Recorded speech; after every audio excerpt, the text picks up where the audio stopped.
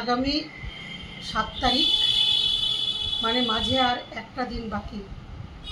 পশ্চিমবঙ্গ আশাকর্মী ইউনিয়নের নেতৃত্বে ধারাবাহিকভাবে যে আন্দোলন চলছে, 7ই এপ্রিল সেই আন্দোলনের একটি চূড়ান্ত দিন।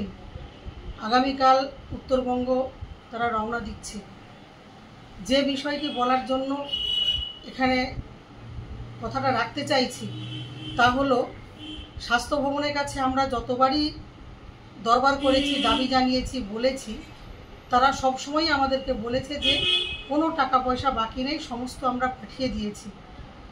এই কথাটি আমরা বারবার জেলায় জেলায় ভেরিফাই করতে গিয়ে দেখেছি যে কথাটা সঠিক নয়। হয় তারা জেনে বুঝে আমাদেরকে ভুল বোঝায়, না হলে কোনোভাবে তারা বিষয়টাকে এড়িয়ে যেতে চায়। তাই সমস্ত কর্মীদের উদ্দেশ্যে আমার বক্তব্য হলো, কার কোন জেলার কোন ব্লকে কি হেডে কি বিষয়ে টাকা বাকি আছে, আপনারা সবটা লিস্ট করে, জেলা ধরে ব্লক ধরে পরিপূর্ণ লিস্ট করে এখানে জমা করবেন। আমরা সমস্ত জেলার সমস্ত ব্লকের লিস্ট স্বাস্থ্য ভবনের কর্তা ব্যক্তিদের জমা দেব। আমরা এটা তাদের কাছে বলতে চাই এবং আমরা জানাতে চাই যে তারা যেটা বলছে বাস্তবের সঙ্গে তার কোনো মিল নেই। মূল দাবি নিয়ে আমাদের আন্দোলন চলবে। এই আন্দোলন নিয়ে যতদূর পর্যন্ত আমাদের যাওয়া প্রয়োজন আমরা ততদূর পর্যন্তই যাব।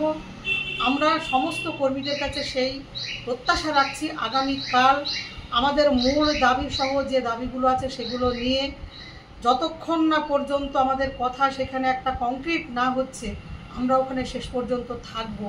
আমরা দেখতে পাচ্ছি শিক্ষা, স্বাস্থ্য, শিক্ষাকর্মী, স্বাস্থ্যকর্মী, শিক্ষক সকলেই কিন্তু তার জীবন বিপন্ন অবস্থায় পড়ে আছে। সরকার এই সমস্ত কর্মীদের সঙ্গে কি ধরনের আচরণ করছে, কি অবহেলার জায়গায় তাদের ফেলে রেখেছে, এটা আমাদের কাছে অত্যন্ত একটা বিপদের সংকেত দেয়। আমাদের দাবি নিয়ে আমাদের লড়তে হবে। লড়াই ছাড়া কোনোদিন সমস্যার সমাধান হয়নি। আগামী পরশু 7 তারিখ আমরা যেন সেই মন নিয়ে সবাই প্রস্তুতি নিয়ে আসি। 2 মাস ধরে প্যাকেজ বয়কট চলছে। আমরা স্বাস্থ্য ভবনের সঙ্গে কথার ভিত্তিতে কি কথা হয় তার ভিত্তিতে পরবর্তী সিদ্ধান্ত আমাদের কি হবে সেটা আমরা জানাবো।